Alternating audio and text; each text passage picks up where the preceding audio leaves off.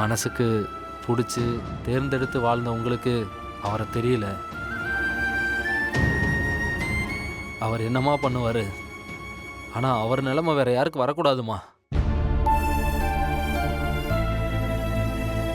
ஒருத்தருக்கு 2 பேர் இருக்காங்க.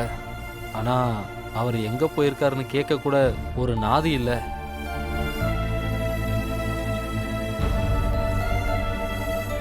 நீங்கள் கூட கதவடைக்க சாவி தானே தேடினீங்க, அவரை தேடலையம்மா.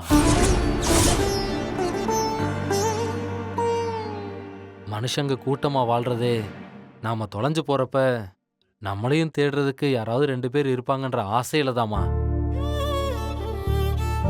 தம்பி இவ்வளோ பார்த்து பார்த்து செஞ்சும் அவருக்கு துணையா யாரும் இல்லை பாருங்க.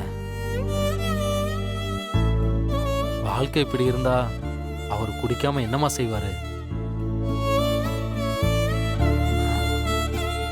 ஏதோ இதனால அவருக்கு காயம் ஆறப்போறது இல்லைனாலும் கொஞ்ச நேரமாவது மனசு கஷ்டத்தை மறந்துருப்பாரு.